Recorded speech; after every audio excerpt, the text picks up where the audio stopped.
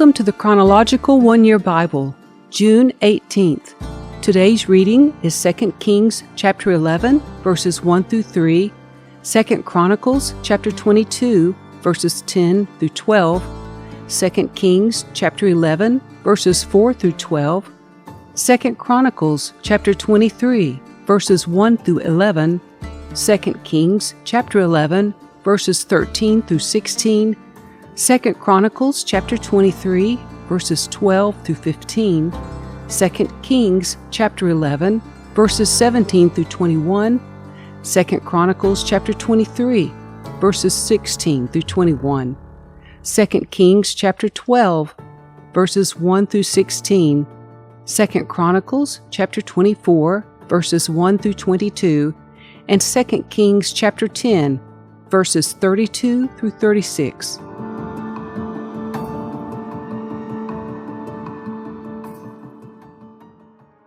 When Athaliah, the mother of King Ahaziah of Judah, learned that her son was dead, she began to destroy the rest of the royal family. But Ahaziah's sister, Jehosheba, the daughter of King Jehoram, took Ahaziah's infant son Joash and stole him away from among the rest of the king's children who were about to be killed. She put Joash and his nurse in a bedroom, and they hid him from Athaliah, so the child was not murdered. Joash remained hidden in the temple of the Lord for 6 years, while Athaliah ruled over the land. When Athaliah, the mother of King Ahaziah of Judah, learned that her son was dead, she began to destroy the rest of Judah's royal family. But Ahaziah's sister, Jehosheba, the daughter of King Jehoram, took Ahaziah's infant son, Joash, and stole him away from among the rest of the king's children who were about to be killed. She put Joash and his nurse in a bedroom. In this way, Jehosheba, wife of Jehoiada the priest and sister of Ahaziah, hid the child so that Athaliah could not murder him. Joash remained hidden in the temple of God for 6 years, while Athaliah ruled over the land.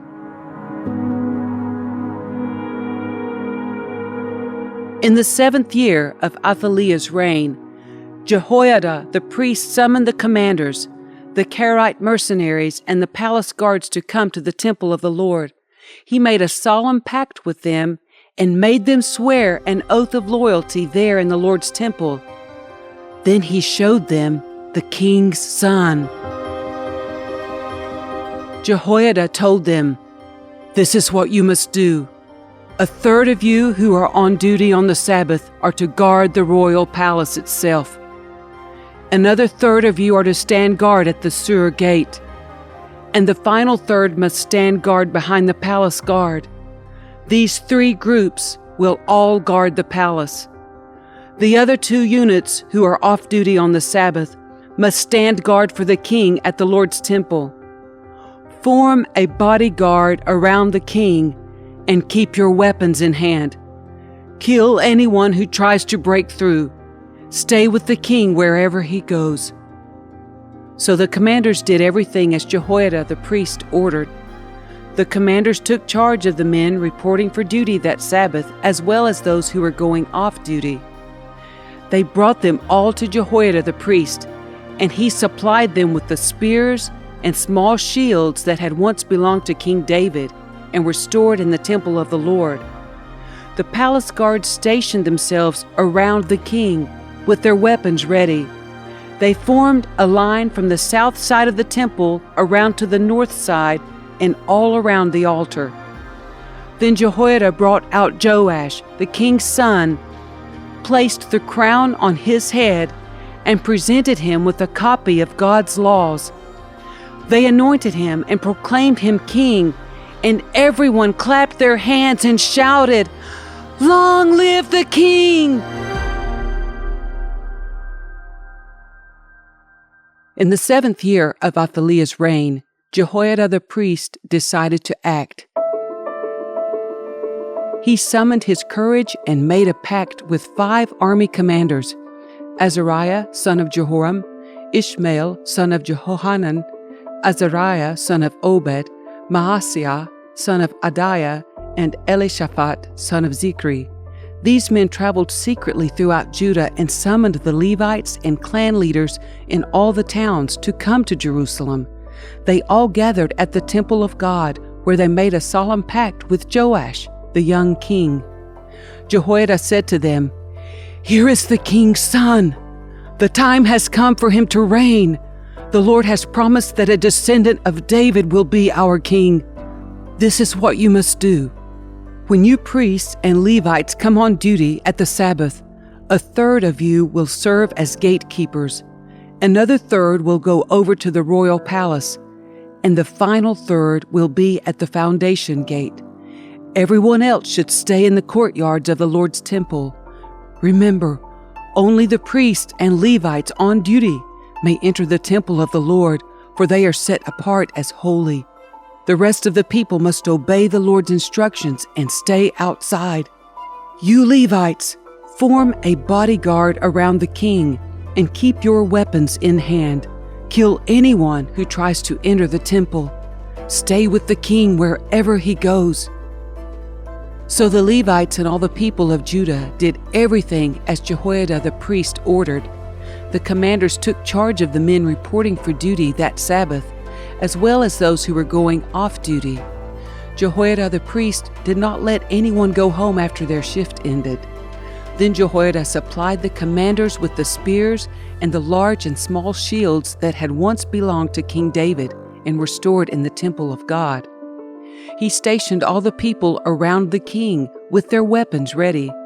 They formed a line from the south side of the temple around to the north side and all around the altar. Then Jehoiada and his sons brought out Joash, the king's son, placed the crown on his head, and presented him with a copy of God's laws. They anointed him and proclaimed him king, and everyone shouted, "Long live the king!" When Athaliah heard the noise made by the palace guards and the people, she hurried to the Lord's temple to see what was happening. When she arrived, she saw the newly crowned king standing in his place of authority by the pillar, as was the custom at times of coronation. The commanders and trumpeters were surrounding him, and people from all over the land were rejoicing and blowing trumpets. When Athaliah saw all this, she tore her clothes in despair and shouted, "Treason! Treason!" Then Jehoiada the priest ordered the commanders who were in charge of the troops, "Take her to the soldiers in front of the temple and kill anyone who tries to rescue her." For the priest had said, "She must not be killed in the temple of the Lord." So they seized her and led her out to the gate where horses enter the palace grounds, and she was killed there. When Athaliah heard the noise of the people running and the shouts of praise to the king, she hurried to the Lord's temple to see what was happening. When she arrived, she saw the newly crowned king standing in his place of authority by the pillar at the temple entrance. The commanders and trumpeters were surrounding him, and people from all over the land were rejoicing and blowing trumpets.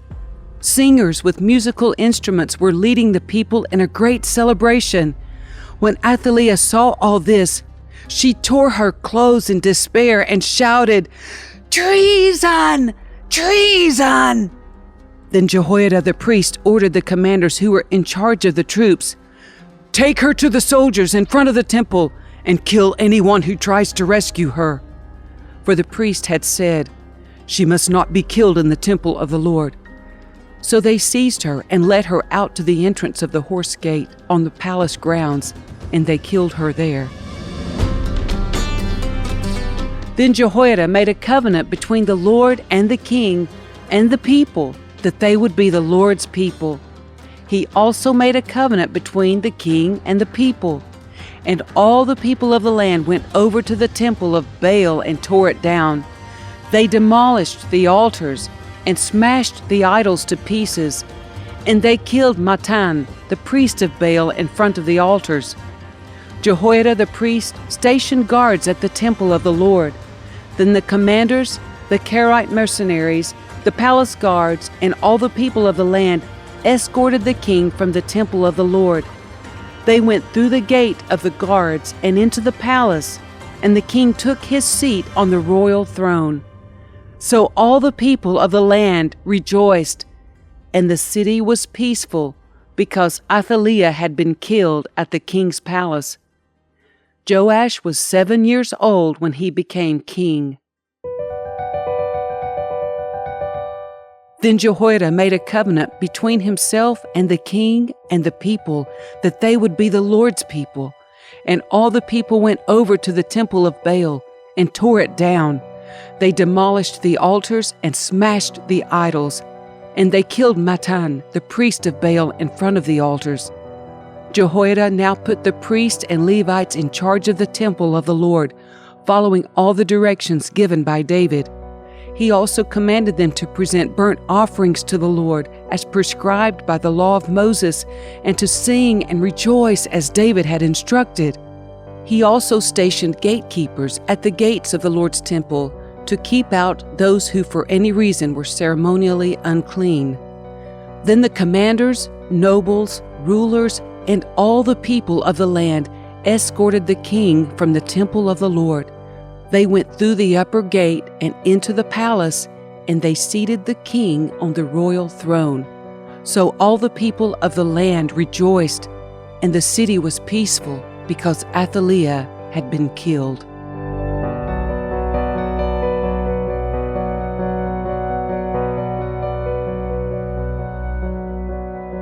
Joash began to rule over Judah in the 7th year of King Jehu's reign in Israel. He reigned in Jerusalem 40 years. His mother was Zibiah from Beersheba. All his life Joash did what was pleasing in the Lord's sight, because Jehoiada the priest instructed him. Yet even so, he did not destroy the pagan shrines, and the people still offered sacrifices and burned incense there. One day King Joash said to the priests, "Collect all the money brought as a sacred offering to the Lord's temple. Whether it is a regular assessment, a payment of vows, or a voluntary gift, let the priests take some of that money to pay for whatever repairs are needed at the temple." But by the 23rd year of Joash's reign, the priests still had not repaired the temple. So King Joash called for Jehoiada and the other priests and asked them, "Why haven't you repaired the temple? Don't use any more money for your own needs. From now on, it must all be spent on temple repairs." So the priests agreed not to accept any more money from the people, and they also agreed to let others take responsibility for repairing the temple.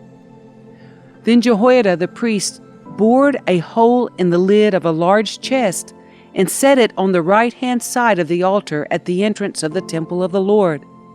The priests guarding the entrance put all the people's contributions into the chest.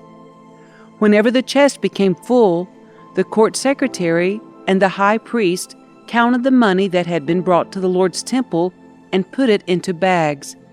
Then they gave the money to the construction supervisors who used it to pay the people working on the Lord's temple, the carpenters, the builders, the masons, and the stone cutters. They also used the money to buy the timber and the finished stone needed for repairing the Lord's temple, and they paid any other expenses related to the temple's restoration. The money brought to the temple was not used for making silver bowls, lamp snuffers, basins, trumpets, or other articles of gold or silver for the temple of the Lord. It was paid to the workmen who used it for the temple repairs. No accounting of this money was required from the construction supervisors because they were honest and trustworthy men. However, the money that was contributed for guilt offerings and sin offerings was not brought into the Lord's temple. It was given to the priests for their own use.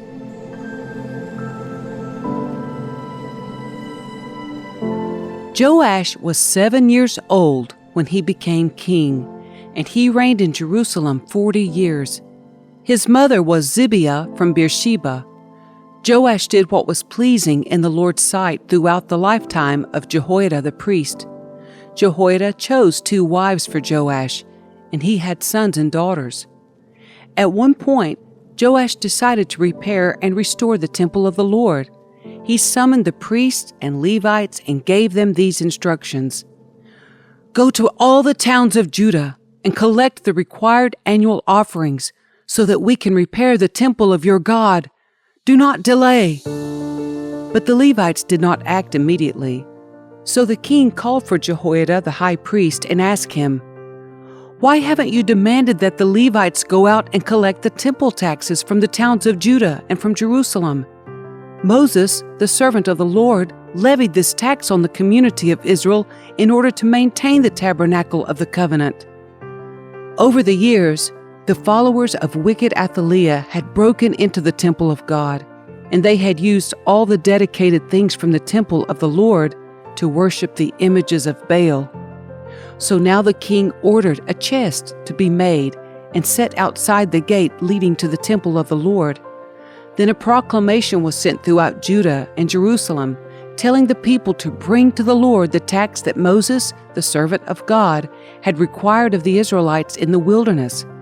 This pleased all the leaders and the people, and they gladly brought their money and filled the chest with it. Whenever the chest became full, the Levites would carry it to the king's officials. Then the court secretary and an officer of the high priest would come and empty the chest and take it back to the temple again. This went on day after day, and a large amount of money was collected. The king and Jehoiada gave the money to the construction supervisors, who hired masons and carpenters to restore the temple of the Lord. They also hired metal workers who made articles of iron and bronze for the Lord's temple. The men in charge of the renovation worked hard and made steady progress. They restored the temple of God according to its original design and strengthened it. When all the repairs were finished, they brought the remaining money to the king and Jehoiada. It was used to make various articles for the temple of the Lord, articles for worship services and for burnt offerings, including ladles and other articles made of gold and silver. And the burnt offerings were sacrificed continually in the temple of the Lord during the lifetime of Jehoiada the priest. Jehoiada lived to a very old age, finally dying at 130. He was buried among the kings in the city of David because he had done so much good in Israel for God and his temple. But after Jehoiada's death, the leaders of Judah came and bowed before King Joash and persuaded him to listen to their advice. They decided to abandon the temple of the Lord, the God of their ancestors, and they worshipped Asherah poles and idols instead. Because of this sin, divine anger fell on Judah and Jerusalem. Yet the Lord sent prophets to bring them back to him. The prophets warned them, but still the people would not listen. Then the Spirit of God came upon Zechariah, son of Jehoiada the priest. He stood before the people and said, "This is what God says. Why do you disobey the Lord's commands and keep yourself from prospering? You have abandoned the Lord, and now he has abandoned you." Then the leaders plotted to kill Zechariah, and King Joash ordered that they stone him to death in the courtyard of the Lord's temple. That was how King Joash repaid Jehoiada for his loyalty, by killing his son. Zechariah's last words as he died were, "May the Lord see what they are doing and avenge my death." At about that time, the Lord began to cut down the size of Israel's territory. King Hazael conquered several sections of the country east of the Jordan River, including all of Gilead, Gad, Reuben, and Manasseh. He conquered the area from the town of Aroer by the Arnon Gorge to as far north as Gilead and Bashan. The rest of the events in Jehu's reign, everything he did and all his achievements, are recorded in the book of the history of the kings of Israel. When Jehu died, he was buried in Samaria. Then his son Jehoahaz became the next king. In all, Jehu reigned over Israel from Samaria for 28 years.